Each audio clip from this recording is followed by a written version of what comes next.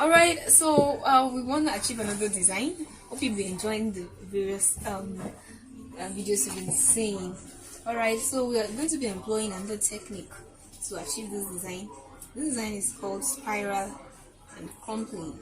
The idea is that we're just going to dye one part of it, and we're going to be employing the pleating and the crumpling method.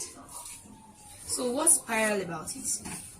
Yes, just follow me and see. I've got my tailor's chalk here. All good? I've got my tailor's chalk here. So I'm going to sketch out a spiral line. It's not a straight line. Spiral nature. Can you see it? I have a spiral line. So I'm going to pleat along those lines. So I can also decide to moisten my fabric for easy pleating. You can decide to do it without putting water. I'll be putting water.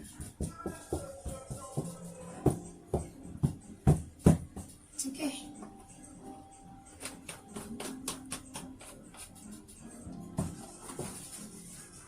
Remember, your fabric has to be cotton based.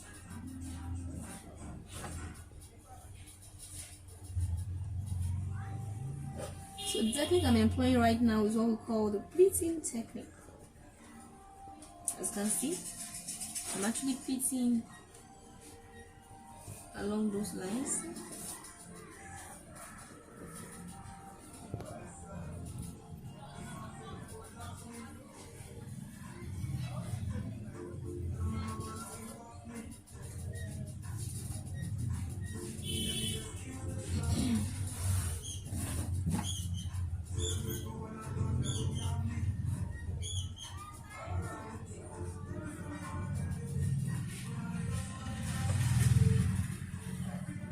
Gently peek.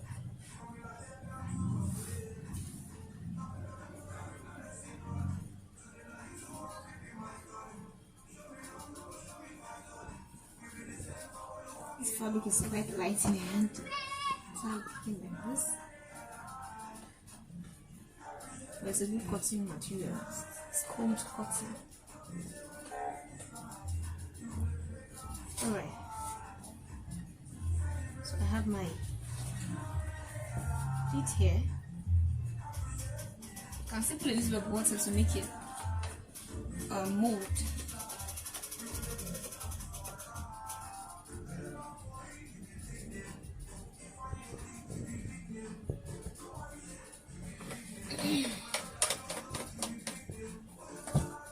Alright, so I will reach out for my twine again. Take it over it.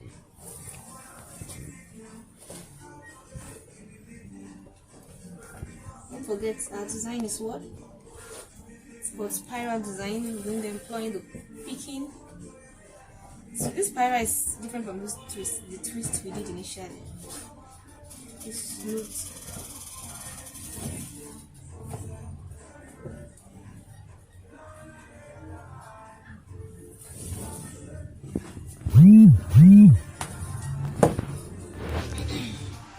To make it a firm tie, quite important.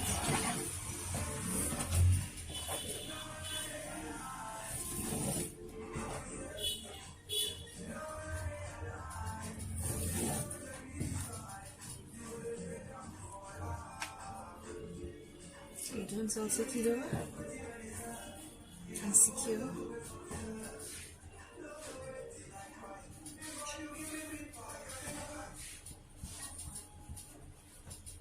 So that's the first stage for this design.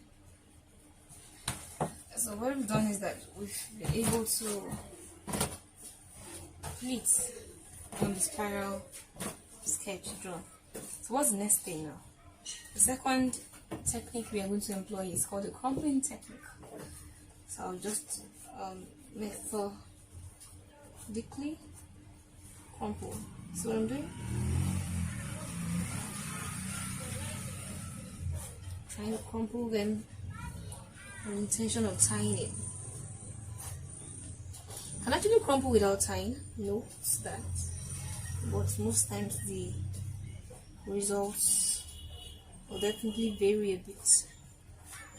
It won't give you the exact pattern.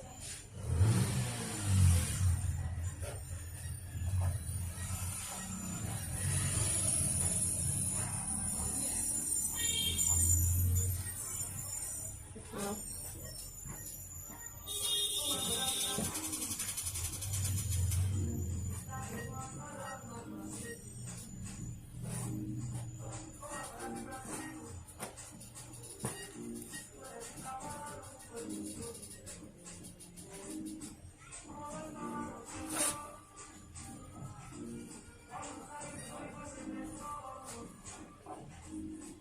I'll open these places up a bit so that they will be able to get in there. So guys, I've been able to achieve a crumpled state for my t-shirt, and I'll go ahead to securing with my twine, securing it with my twine, just the spot.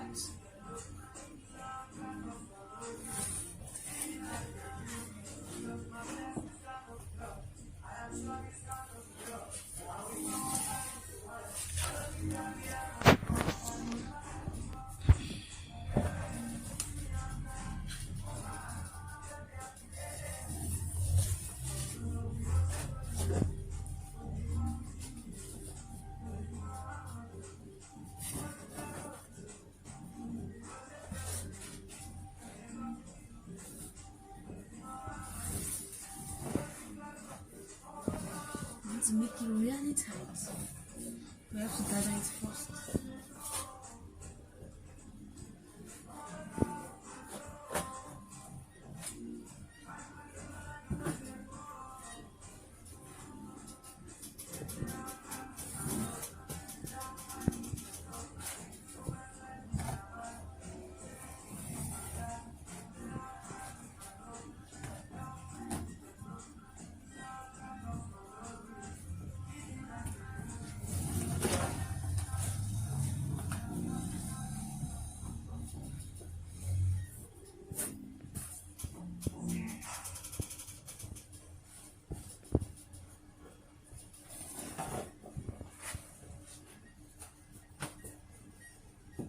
Okay, so I'm able to gather it and I can make it tighter now. Don't forget what we're all trying to do. The rationale behind all of this that we're doing is to create a resist so that we can bring out an effect, achieve an effect, which is the whole essence of tie-dye.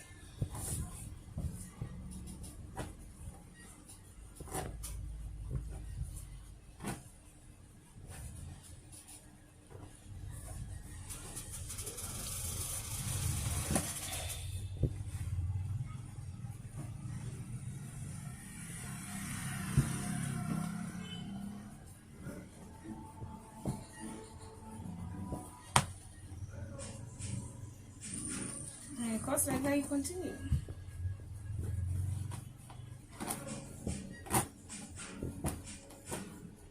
Alright, voila. This is good to go. So what do I do next? I'm going to conceal this place in a waterproof nylon. This is the only place I'm going to dye. We are going to be dyeing this using the immersion method. Remember, we made use of the dispersion method for the other one, but for this one, we're going to make use of the immersion method. So what's that? Alright, so this is a spiral design. Like I mentioned, we are meant to conceal a particular part. We don't want to dye this area at all. So what do we do? Here's my waterproof. All I need to do is to wrap the area I don't want to be dyed. My waterproof. Ensure that the pleated area is not wrapped. Can you see? Because that is what will form your design.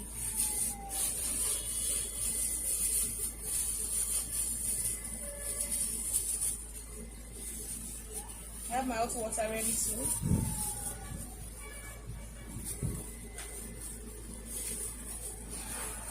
Alright, time to show us how to give out.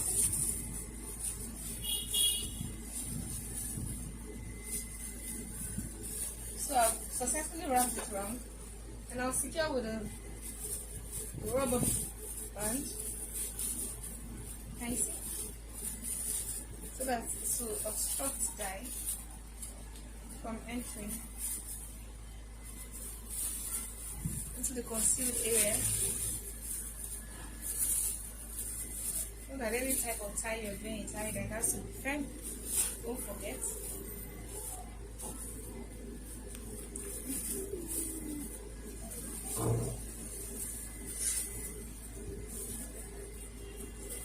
Alright, so we have this. This is where I want to dye. This is the part I want to dye. This is going to be concealed. Spiral design, crumpling method. Alright, so here's my vat dye. I'm making use of just 2 spoons as well.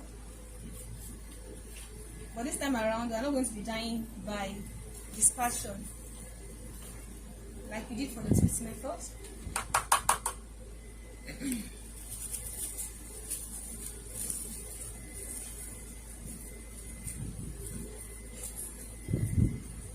I know that you don't need plenty chemicals. You don't need too much chemicals for light colors. So I'll just make use of another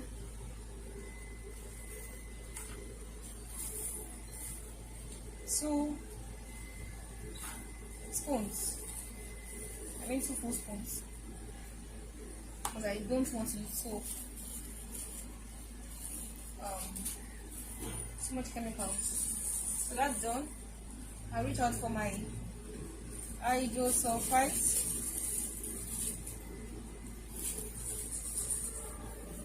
I'm going to put 4 of that. 2, 3, 4. So we're good to go.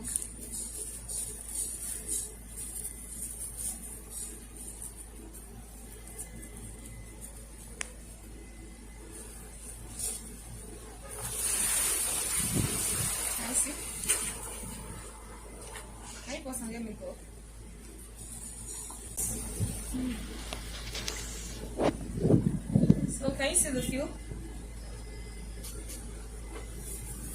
Note that you can actually decide to dip this in water before dipping in your dye bath, but it's also fine when you don't dip in water. I will not be dipping this in water because of the effects I want.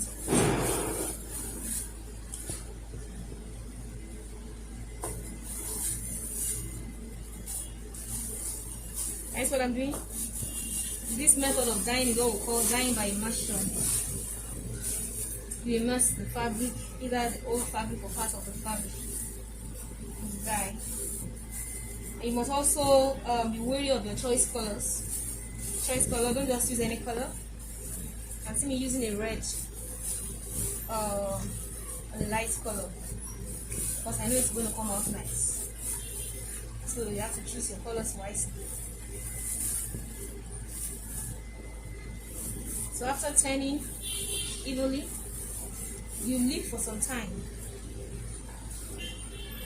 But also ensure that you turn periodically. I'm going to leave this for like another 10 minutes while I check on it, like every 3 minutes to turn on both sides. First to ensure even penetration. That's what I'm doing to turn. That's what I'm going to be doing for this.